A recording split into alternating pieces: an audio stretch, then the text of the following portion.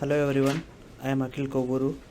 Today myself, Jayant and Satya will be presenting on our term paper titled An Empirical Study on Quantum Computing Libraries. Before going further into the topic, let's talk about what quantum computing is. Quantum computing is a type of computation that collects the properties like superposition or interference to perform the calculations. Today, quantum computing is a growing topic where many big companies like Google, IBM are investing their money. Google has started investigating its research in Cirq and IBM in Qiskit, both of which are Python libraries used for quantum computing. Quantum computing is used to solve problems in computation where traditional computers cannot solve them. And the quantum computing right now is being used in many fields like physics, mathematics, chemistry, biology, cybersecurity, or artificial intelligence, and also in the drug developments. Coming to the motivation, our motivation behind the study is about the problems that the developers are currently facing related to the quantum topics. Since the quantum computing is relatively a new concept, developers face issues while working on the projects related to the quantum computing. There are many libraries used for quantum computing, but not all of them are well maintained. This has become a huge task for the developers in solving the problems related to the quantum computing projects. To tackle that, we have extended our research from the previous work done by Comb. We have analyzed more topic trends from different technology forums like Stack Exchange and trends of open software quantum libraries from the GitHub source from the GitHub projects. Coming to the research questions, we have carried our research based on the following three research questions. The first research question is about the most discussed quantum topics in the technical forums. That is, whenever developers face issues in the work, they post their questions in the technical forums like Stack Exchange forums. We considered those questions and checked which topics are most related to the quantum computing. And the next research question is about the most popular libraries that are used in the quantum computing topics. We have checked the questions on the libraries used in quantum computing, which are asked by the developers in these technical forums. And the last research question is about we have checked which of these libraries are well maintained. For analyzing our research questions, we divided the entire experiment into four parts. The first two will help in answering the first research question, and the next two parts will help us in answering research questions 2 and 3. For carrying out this experiment, first we need to collect the data.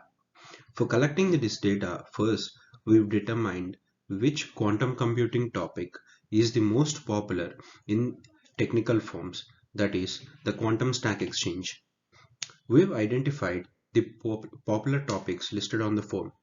For example, program, quantum gate, quantum state, quantum circuit, and quantum advantage. For all these topics we've collected,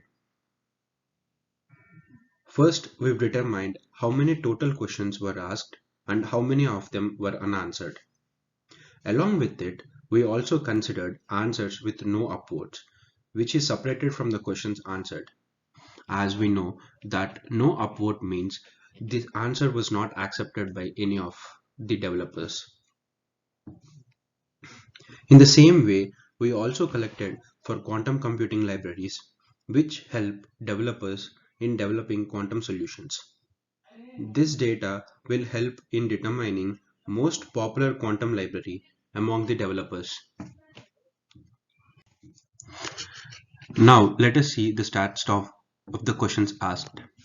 Here we can see the total questions asked, and the second column represent the unanswered questions, and the third column represent the questions with no upvote, and the fourth column represents the answered questions.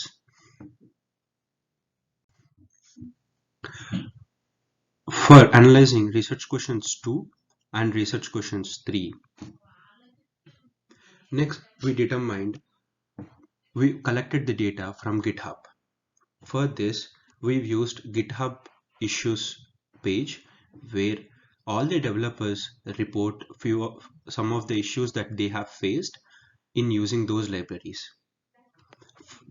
For this, we've selected 4 libraries: Sric, Qiskit, Pyquil, and Qtip. So each issue that's been posted on GitHub issues page, first they were tagged as bug or an enhancement, where bug means there's some issue with the code and enhancement is a request from the developer to include a new feature.